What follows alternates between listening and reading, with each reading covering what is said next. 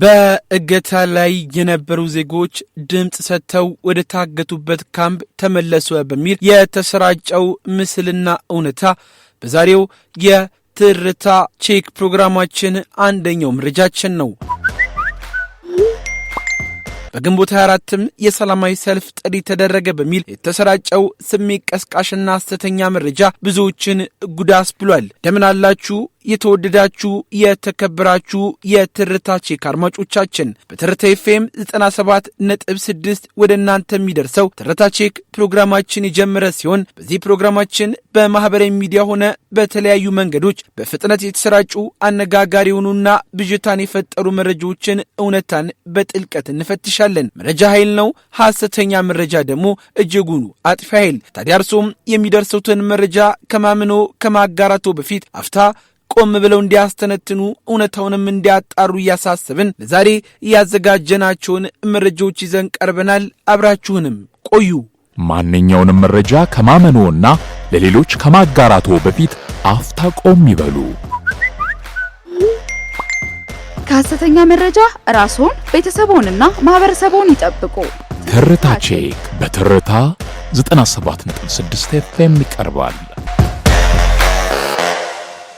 በእገታ ላይ የነበሩ ዜጎች ድምጽ ሰጥተው ወደ ታገቱበት ካምፕ ተመለሱ በሚል የተሰራጨው ምስልና እውነታ አድማጮች ሰሞኑን በማህበራዊ ሚዲያ አውታሮች ላይ በተለይም ከምርጫ ጋር ተያይዞ ህዝብን ለማደናገርና ፍርሃትን ለመልቀቅ የታለሙ የፈጠራ መረጃዎችን በስፋት ሲሰራጩ ተመልክተዋል። ከነዚህ መካከል ትኩረትን የሳበውና በከፍተኛ ሁኔታ መነጋገሪያ የሆነው መረጃ በእገታ ላይ የነበሩት ዜጎች ድምጻቸውን ሰጥተው ወደ ታገቱበት ካምፕ ተመለሱ የሚለው ዜና ነው።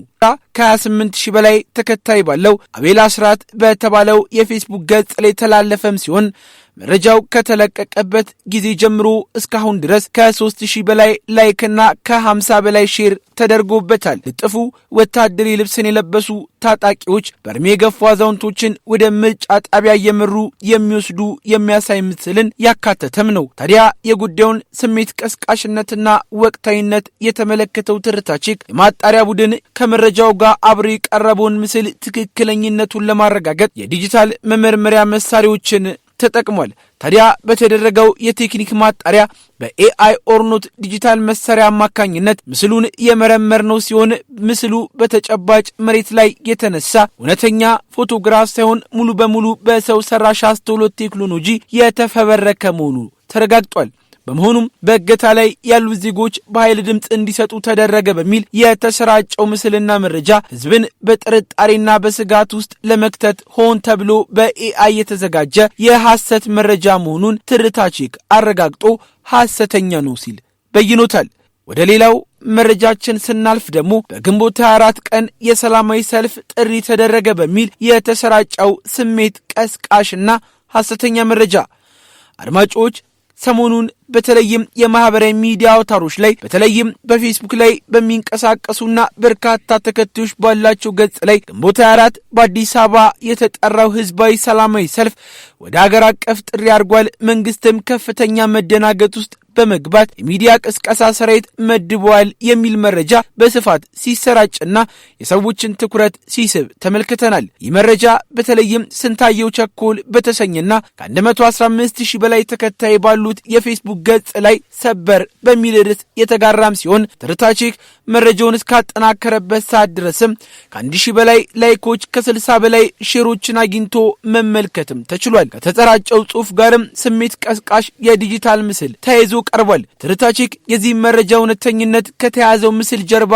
ያለውን እውነት ለማረጋገጥ ዘመናዊ የዲጂታል መሳሪያዎችንና ይፋዊ ብሔራዊ መረጃዎችን መሰረት በማድረግ ማጣራትን አድርጓል። ከመረጃው ጋር ተያይዞ የቀረበው ምስል ትክክለኝነትን ለማረጋገጥ ኤአይ ኦርኖት የተሰኘውን ዘመናዊ ዲጂታል ምስል መመርመሪያ የተጠቀመን ሲሆን በተደረገው የቴክኖሎጂ ማጣራት መሰረትም ምስሉ በእውነተኛ ክስተት የተነሳ ሲሆን ሙሉ በሙሉ በሰው ሰራሽ አስተውሎት ወይንም ደግሞ በኤአይ የተቀናበረና የተፈበረከ መሆኑን አረጋግጠናል።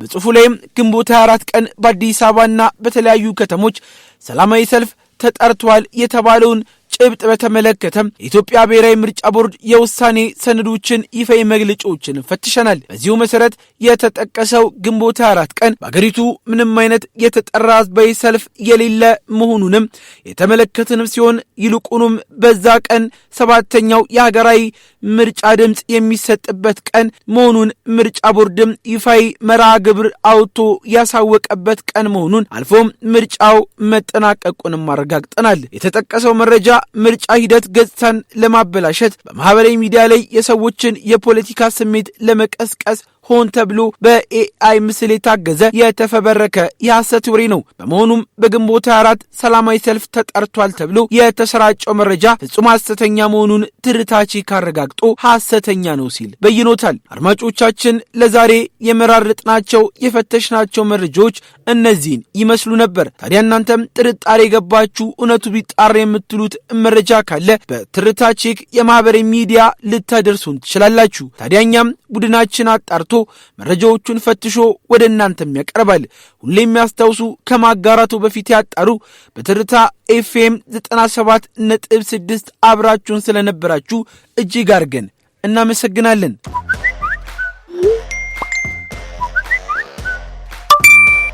በየሰኮንዱ ስንት መረጃ ይደርሶታል? ከነዚህ ውስጥ ስንቱ እውነት ስንቱስ ሐሰት መሆኑን እንዴት ይለያሉ? ሐሰተኛ መረጃ የሰውን ሕይወት ሊያናጋ፣ የሀገርን ሰላም ሊያውክ ብሎም ጤናን ሊጎዳ ይችላል።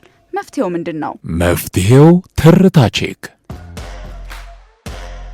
ትርታው 97.6 ኤፍኤም አዲስ የተጀመረው ትርታ ቼክ እውነቱን ከሐሰት ነቅሶ በማውጣት የመረጃዎችን ትክክለኛነት አረጋግጦ ያቀርብሎታል። ማንኛውንም መረጃ ከማመንዎና ለሌሎች ከማጋራቶ በፊት አፍታ ቆም ይበሉ።